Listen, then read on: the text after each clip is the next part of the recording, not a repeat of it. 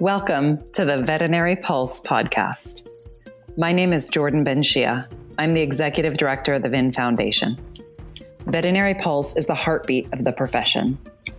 Join us as we talk with veterinary colleagues about critical topics, from student debt to mental health, and share stories. Stories connect us as humans, as animals, as a veterinary community. This podcast is made possible through individual donors like yourself and our technology partnership with VIN, the Veterinary Information Network. Thank you for being here. This episode, we're having a discussion with VIN Foundation board member, Dr. Matt Holland. Matt came to the veterinary profession on a road some might not expect. We discussed the defining moment he realized he wanted to be a veterinarian and what he thinks would be helpful to colleagues in this age of COVID. In his new position as a Veterinary Information Network, VIN, team member, Matt is helping to support veterinary students. Thank you for listening.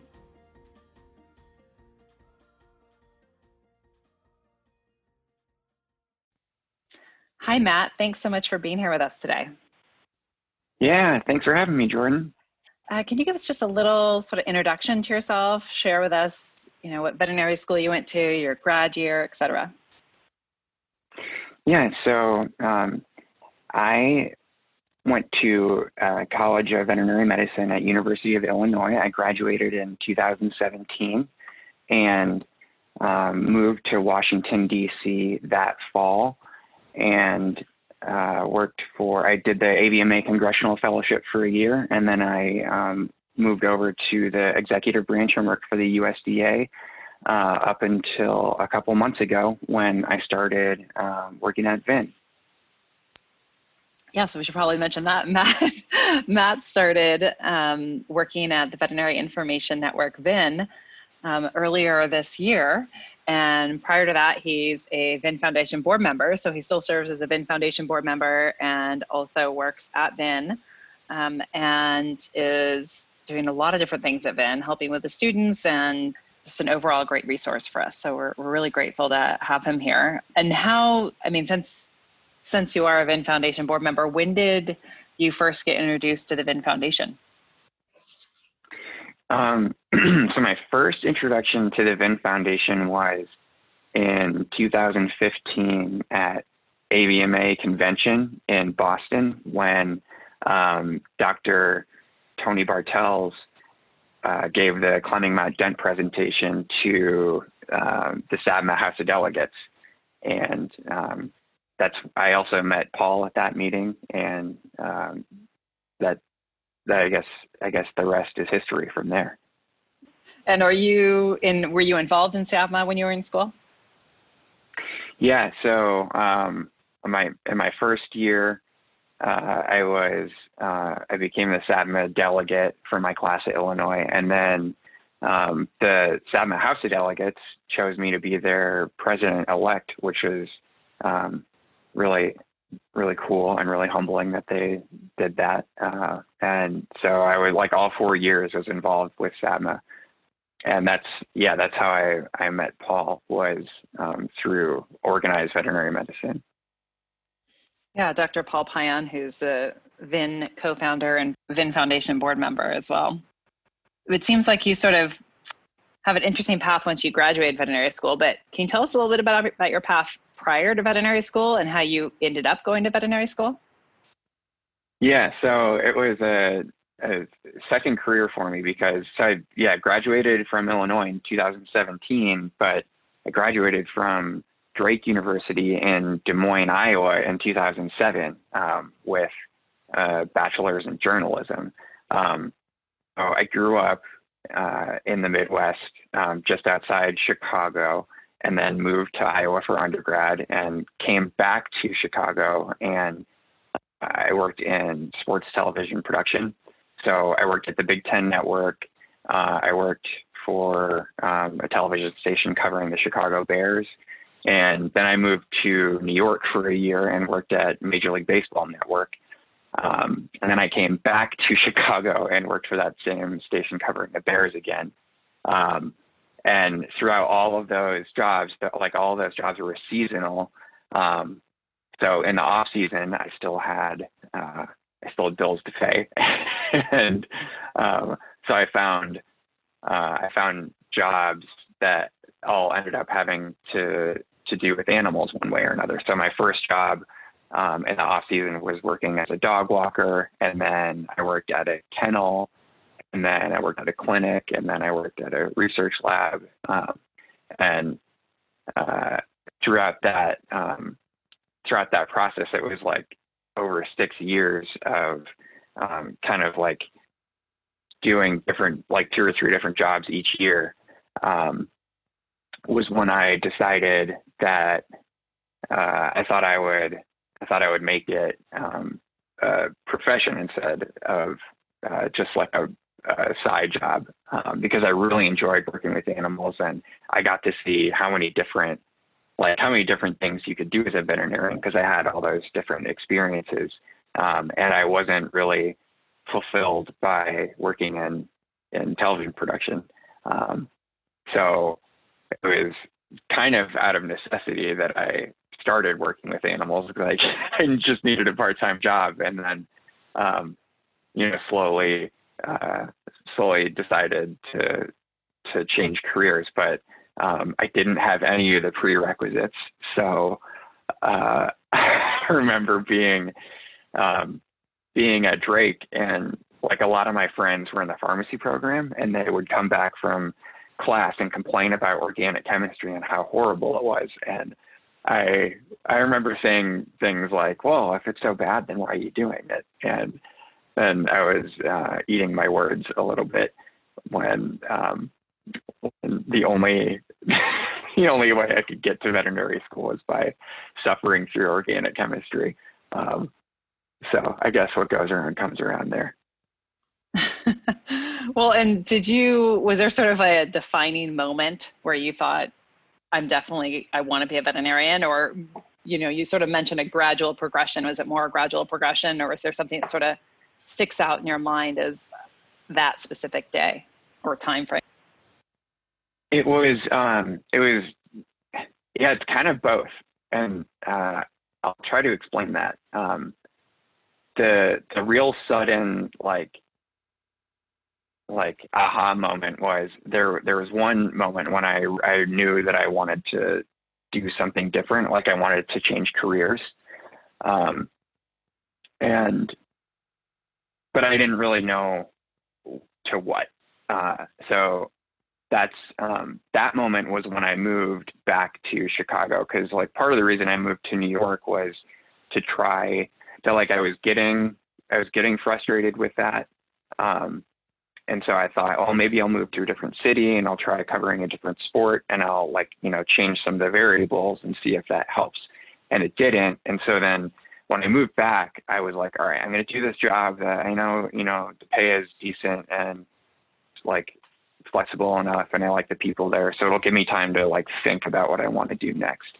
So I knew at that point that I was going to, do something different, and that probably meant going back to school. And then it was a slow, gradual decision to have that be veterinary school, because I just started like reflecting on all these experiences and, thinking like, oh, you can do all these different things. And it's interesting, because I didn't really think that I was going to do anything policy related when I applied to vet school, and on the first day of vet school, I didn't really think of, I thought of all the things that you could do with the degree. I wasn't really considering doing anything policy related, but that changed at some point during school. Do you think it was your time with SAVMA and your sort of experience there that might have opened you up to that, or something else? Yeah, I think that was a huge part of it. I think another part was the person who taught the public health and policy courses at Illinois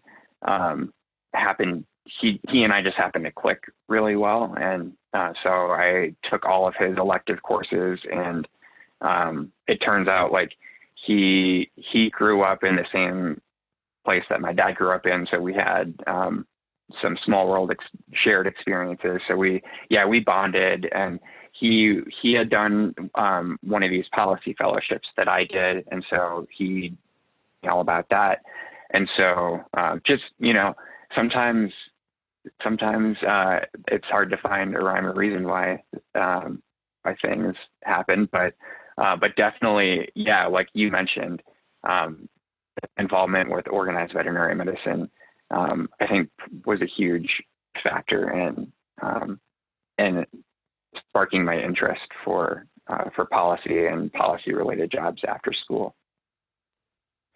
It's amazing how much a teacher can have such an impact on students. I definitely experienced that going to school, and it's so wonderful to be in that. It just completely enriches the learning experience, right?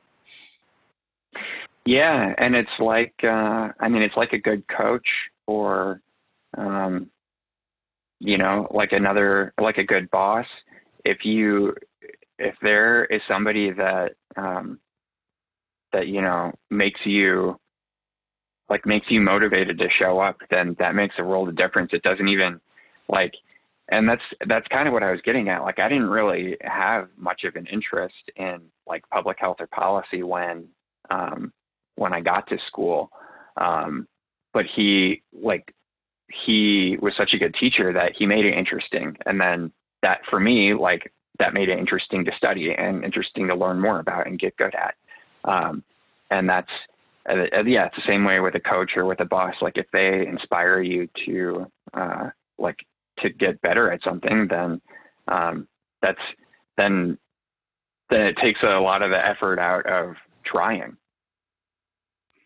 So we're sort of in this new age now of COVID, and so much has been turned upside down, and I know your life personally has been. And how has COVID impacted your life? How is your life now different than it was in, say, January?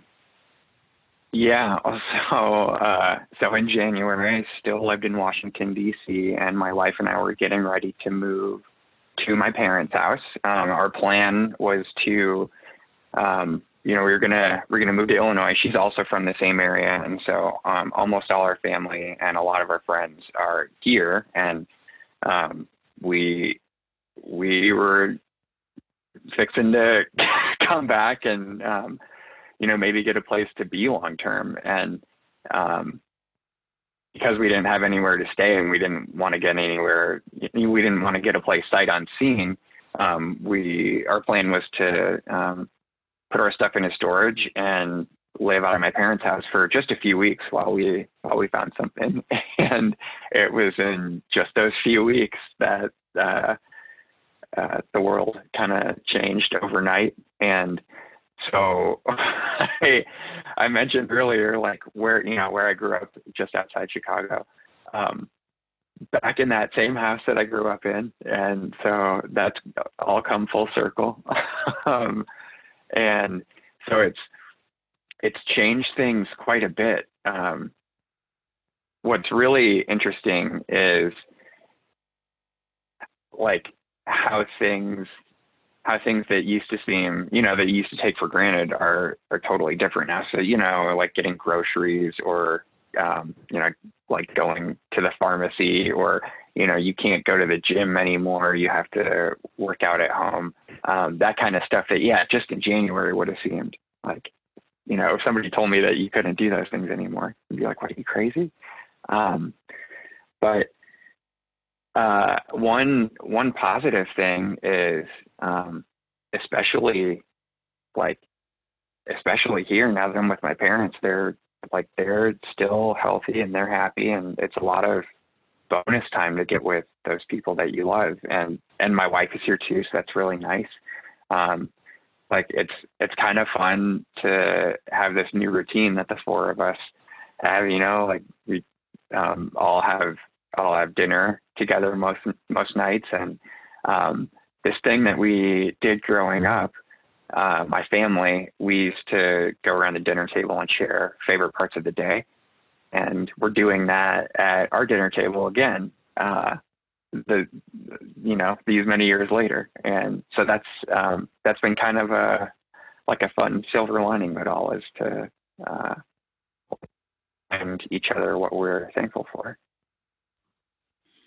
Yeah, this is really a great opportunity for those that are not solo isolating or live near family, or able to have their family in their isolation sort of pod. It's a huge opportunity to really cherish those moments and enjoy those moments with the family. And I know that for a lot of people, it's very challenging, especially for a lot of parents who are trying to homeschool and or people learning how to work from home. Are you used to working from home, or how has that shift been for you? Yeah. So I got used to working from home last fall. As part of the reason I was thinking about a job change was because the agency I worked for out in DC that was called the USDA National Institute of Food and Agriculture, NIFA. NIFA was relocated from DC to Kansas City, from DC to KC. And from August until January, so it was 5 months, I was working from home pretty much every day. So I got used to that. And my wife, she had done quite a bit of telework in her roles. She works for the Red Cross, and so a lot of her team is dispersed throughout the country. So there are a lot of days when, now it's every day, and there are a lot of days when, even when we're not in the middle of a pandemic, where she works from home. So yeah, it hasn't been, really fortunately, it hasn't been very disruptive in terms of our normal days. And my parents both work from home too. So really, we all just kind of do our jobs during the day, just together in the same house. So it's kind of, it's a strange new normal, but we're getting used to it. It's one big happy working from home family. Yeah. So based on your time in policy, how do you see it impacting the veterinary profession with regards to COVID in this time that we're living in? Oh, yeah. So I guess a couple different answers. One would be, acutely here, we've seen the CARES Act and how that is impacting loan repayment specifically. And that, loan repayment impacts a huge percentage of our profession, and almost every new and recent grad. And then in the bigger picture, I think it highlights the importance of policymakers in general, because the people who decide, what's in the CARES Act are policymakers. And so I know it's not a thing that a lot of us think about a lot, is, local politicians and these, these people that seem to, only ask for your money and time every so often, and then they disappear. But they, for better or for worse, they are the ones who make the rules that we all have to play by. And so I think it's really important to stay engaged and make sure that you're happy with who's representing you. And if not, then to do something about it. What kind of resources do you think would be helpful for the veterinary profession in this time, either for pre-vets or veterinary students or new graduates or full-time veterinarians? Where are you hearing from your colleagues and friends that there's a need or the holes? Yeah, the most common thing that I hear is that people don't know, and I know this this kind of goes without saying, but like people don't know what to do. That goes for, what to do when somebody shows up, curbside, or, like let one person in and into the clinic at a time. That like, do we even take this case, or is it totally elective? And are we saying no to electives right now? And people needing a protocol from start to finish in terms of like how to do normal operations. It's not surprising, because I think about like, how we were in vet school when we didn't know, if we get a case and we didn't know what to do. Well, the most important thing is to have an answer for that. And that answer can come in a couple different ways. It can be like a teacher who can help you through that. It can be a classmate. It can be a resource. It can be looking up, how a previous similar case was handled in that way. And so I guess what I'm getting at is, in this huge time of uncertainty, when we really, for the most part, don't know what we're doing because we don't have a reference point, that's the most important thing, is to have people to lean on. And that's why I think VIN is such a great resource, and the VIN Foundation in this time, is because it, at the very least, it is like having a classmate, where even if there is no rounds on, well, how to handle operating in a pandemic on this, this scale of COVID, there is no blueprint for that. There is a community like VIN, and then the resources like the VIN Foundation, that, it's our job to pay attention to how everybody is handling it, and to create these resources on the fly, and to help people with what they're going through, like right now as we speak. And so that's what I think people in our profession need. And that's why I think it's really cool to be spending my time on stuff that helps the profession and in the time that they need it. Yeah, I think that's a very good point, that there is usually in life, there are reference points or people of expert knowledge that you can refer to. And in this time where there is so much uncertainty and so much unknown, and I think a majority of people are just mind blown, right? I mean, where we were March 8th versus April 8th is just such a vast difference. And where we were March 8th versus March 18th was such a vast difference. And there's no way for us to know how to navigate that. And there are these sort of points of who do we go to, or who do we ask, or what are our reference points?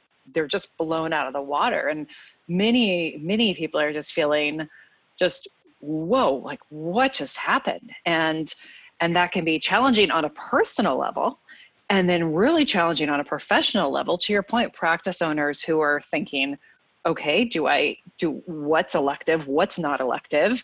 Are vaccines elective? Are they not elective? Depending on where you are and the outbreaks in your area. And, some pet owners might not be happy if grooming is considered elective, and others might think, oh, well, maybe it's not, or, it's so tricky to navigate that. Or like curbside, and how does the curbside work? And then the whole like, well, are people going to respect the curbside, or how do we even navigate all this? And I think, to your point about the big sense that we keep coming back to is this sense of community, where I really see that being one of the silver linings in the midst of all of this, is people leaning on each other and starting from a place of kindness, and starting from a place of none of us are experts here, and none of us have really any idea, and we're all trying to do the best we can. So how can we help each other? And I'm hoping that that's sort of one of the areas that will kind of grow and expand in the midst of this age, is this sense of community and supporting each other and being there for each other, which I think is definitely a huge benefit of VIN and the community there. And ideally that the foundation, the resources that we're offering can support veterinary colleagues through those times, because I think that sense of community is going to be just vital in us getting through all this personally and professionally. and determining where those senses of community are and identifying them so that you can have them in your life to work from and refer back to. Yeah. And I think it's important that we all take a step back and realize that, like look at the CDC, they're changing their recommendations in no small ways, from week to week. And so I think we should be, we shouldn't be hard on ourselves and be kind to ourselves and each other, because things are going to change. And, what seemed like the very best thing to do in one moment might be different, just a couple days later. And that's hard to wrap your head around. And it's also just the act of doing that is not something that like almost any of us have experience with. So it's okay to like to feel a little bit lost in times like this. Absolutely. And I think that's a good point about being kind with ourselves and being kind to our colleagues and understanding that we're all navigating this for the first time. And as you said, the CDC changing their policies with things. And if you had told us a month ago that something called the CARES Act was going to come out and that they would forego student loan interest for a while, I don't think anybody would have believed you. Yeah. The drastic measures that have been taken and that are continuing to be looked at to be possibly taken are so huge. And it's a completely new era, and that support in that community, I think, has been one of the most important things to help us all get through this in the different areas of our life. So you spend a fair amount of time on Facebook, from my understanding, is that correct? I think it's in my contract as millennial. I have to log so many hours on Facebook, Instagram, and Twitter before I can call it a day. So what are you seeing? Are you involved in Facebook groups, or how are you getting your news and information about the profession and about things in general at this time? I guess I would say there are, I was going to say a handful, but at this point it seems like more than a handful of groups that are focused on, on different topics. So like an early career group and some groups that are focused specifically on the clinical practice aspect of the profession. Some, there's one that's focused on policy, but the interesting thing is that, it's all veterinarians. And so it's cool to see everybody's world through the lens of a veterinarian. And what are you hearing are some of the biggest concerns or things that could be done to be helpful? Yeah, well, again, if you would have asked me in January, I think I would have had a pretty different answer. So I think the answer in January would be, I would say, wellness and mental health gets a lot of attention, and it should. There are a lot of different things that are stressful for veterinarians, and almost every practicing veterinarian, even if they handle stress well, they're dealing with quite a bit of it. And one of those things that is related to wellness is debt, and so there are groups that are focused on debt and repayment as well. So I would say those are the top two things that people talk about, in January. And now, like, of course, everything has this COVID tint on it. It would be kind of what I was talking about earlier, is like people just wanting to know what to do and sharing what they're trying, what they're doing, what works for them, what hasn't worked for them. And it's kind of like everything else has been put off to the side while, it's like an emergency room. Like, now this is the top thing to triage, is how to function in this world, and the rest of it will follow after. I think that's a good point. And if you knew a month ago what you know now, would you change anything? Yeah. This may be on a lighter note. I'd been thinking about getting a new bike for a while, and with moving across the country, I was just like, okay, I will save the bike project for later. Plus it's winter, so I'm not really going to use it a whole lot right now, but I wish I had gotten a new bike because my old one is busted, and that is something that's great for my mental health. And so I have to figure out a way to, if I can't figure out a way to bike, then I'll figure out a different way to stay regularly active because yeah, if I had known, I definitely would have solved the bike dilemma. I've heard a rumor you like to create haikus. I do. Do you have a haiku about COVID that you'd like to share with us?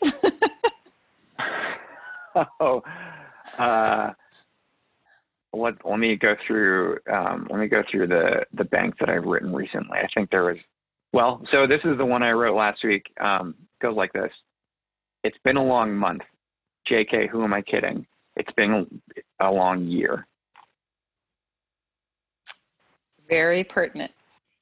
And hopefully we can find a way through focusing and leaning on our community to find silver linings in this situation and come out of this better than we went in, with new opportunities and new light shown on areas that we otherwise wouldn't have expected to see. That's my hope. Yeah. I think it's a time to reflect on the things that are really important to us, especially because we should have the time, since we're not supposed to be out and about spending it on other things. And then, yeah, just like you said, when we come out the other side, we can, take what we learned in those reflections, like what is actually important to us, and focus on those things, even when things do start to return to normal a little bit. Well, hopefully it is sooner rather than later, once everybody is in a place where they feel safe and that we can responsibly do so. Thank you so much, Matt, for joining us. We really appreciate the conversation. Yeah, thanks again for inviting me. Talk to you soon. Thank you for joining us for this episode of the Veterinary Pulse. Please check the episode notes for additional information referenced in the podcast. If you enjoyed this podcast, please follow, subscribe, and share a review. We welcome feedback and hope you will tune in again. You can find out more about the VIN Foundation through our website, vinfoundation.org, and our social media channels. Thank you for being here. Be well.